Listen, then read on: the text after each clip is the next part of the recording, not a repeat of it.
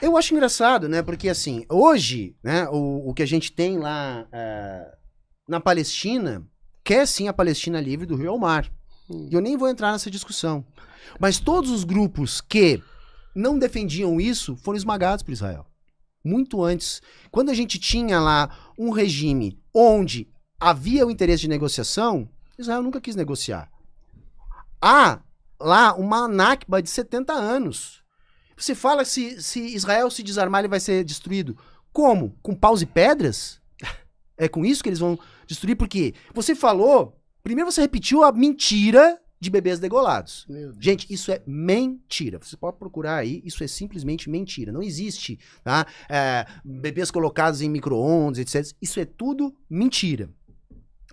Depois ele falou que os palestinos matam civis. Gente, olhem as imagens recentemente atualizadas no Google do que Israel está fazendo na Palestina. São dezenas de milhares de civis mortos. É isso que a gente tem que entender, né? São dezenas de milhares de civis mortos. Depois ele falou em escudos humanos. Você sabe onde é que ficam as sedes do exército, da inteligência israelense? Nos bairros civis de Tel Aviv, gente. No meio de núcleos urbanos de civis. São esses que colocam civis como escudos humanos. É isso que é importante a gente dizer. E a minha pergunta, para que eu não fique que nem da outra vez sem tempo para fazer a pergunta, Adriles, assim, você é, né, contra os movimentos sociais, né, que é o que deu a entender até então. E o Bolsonaro, como a gente já conseguiu demonstrar aqui, ele vinha organizando um golpe de Estado, né, inclusive, né, contra esses movimentos sociais que se organizavam, né, contra o governo dele. Então a questão que eu quero saber é o seguinte, o Bolsonaro também parte de grupos sociais, de movimentos sociais, de base de apoio social. Então você é contra só os movimentos sociais de esquerda, é isso? Porque se for um movimento social que apoia o Bolsonaro, aí você não é contra. Agora, se for um movimento social de esquerda, você é contra, é isso? Bom, vamos lá, para a primeira parte. A sua pergunta... 5 minutos, Adriano. Tá, vamos lá, vamos por partes. A sua pergunta, a sua questão sobre Israel e a Palestina, né, é muito facilmente respondível. Eu peço ao telespectador que veja o filme que os próprios terroristas do Hamas filmaram, se documentaram, matando crianças, matando cachorro, matando senhores, matando homens, mulheres, estuprando, ou seja, eles próprios filmaram de maneira sádica, crua, cruel e monstruosa todos os crimes que eles se perpetraram. Eu volto a dizer que Israel deu 12 ofertas da criação de um Estado palestino, todas foram negadas por esses movimentos terroristas abomináveis que causam terror e que geram uma reverberação de apoio e consonância a esses movimentos. Não é à toa que o senhor Luiz Inácio Lula da Silva recusou chamar o Hamas, que é um movimento que estupra pessoas, degola crianças, mata pessoas a esmo e se negou a chamar de terrorista, em seguida chamando Israel de um Estado genocida porque simplesmente tentava se defender. Ou seja, a esquerda, não só nacional como mundial, hoje é um exemplo de antissemitismo. Movimentos sociais, meu querido, eu não tenho nada contra. Não sei de onde você tirou que eu tenho contra movimentos sociais. Eu tenho contra movimentos terroristas. O MST, por exemplo, é um movimento essencialmente terrorista, que invade a propriedade privada, mata animais, destrói a lavoura. Na CPI do MST, presidida pelo meu amigo Ricardo Salles, o movimento Sem Terra, por exemplo, ele comete crimes contra seus próprios membros. Se você não coaduna da ideologia política, do sectarismo político deles, você tem denúncias até de estupro, de tortura, isso vindo da boca dos próprios membros do movimento Sem Terra. Se você tem um princípio de propriedade privada a ser defendida, e aqui eu te dou uma pequena aula sobre o que é propriedade privada, isso aí que você está escrevendo, essas anotações aí, essas colas que você está fazendo, são propriedade privada intelectual sua. Se você escreve um livro, é uma propriedade privada, você tem o direito aos lucros desse livro. Se você constrói uma lavoura diante de uma terra para auferir os lucros dessa lavoura e alimentando as pessoas, é uma propriedade privada. Se você tem uma mulher, entre aspas, aquela mulher é sua.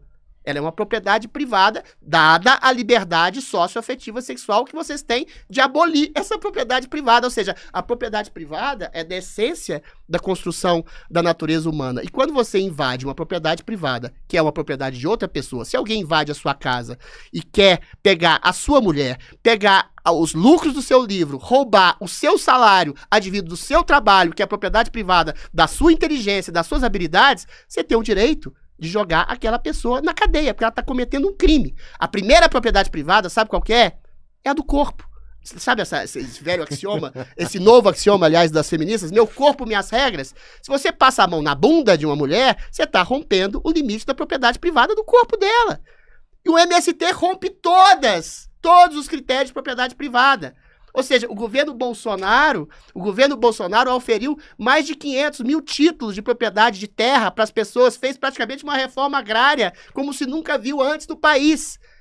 E eliminou praticamente as invasões de terra do Movimento Sem Terra, praticamente a zero. Eles voltaram com força total dentro do escopo do governo Lula. Ou seja, é simplesmente o fomento da destruição. Destruição, sabe de quem? Do agronegócio, que alimenta 2 bilhões de pessoas no mundo, que é a força motriz da economia brasileira, da América Latina e em boa parte do mundo também. O Brasil alimenta o mundo, era para ser uma potência. Se não houvesse essa limitação de impostos escorchantes, de um Estado inchado, de limitação do empreendedorismo e da promoção desse tipo de terrorismo, da promoção desse tipo de invasão privada, que leva, inclusive, o outro lá, esqueci o nome dele, que leva ele para comitiva na China para aprender como ser ditador. Ou seja, eu não tenho problema com o movimento social, desde que ele não seja um movimento criminoso, como é o caso do Movimento Sem Terra. 2 minutos. Foi o que eu imaginei, né? Ele se diz não contra os movimentos sociais, mas ele é contra os movimentos sociais de esquerda, tipo o MST. O MST não é terrorista não, Adriles. Tá? O MST, ele apenas... Aliás, o MST sequer tem uma postura revolucionária. O que o MST faz é simplesmente tentar garantir que se cumpra a Constituição e a função social da terra.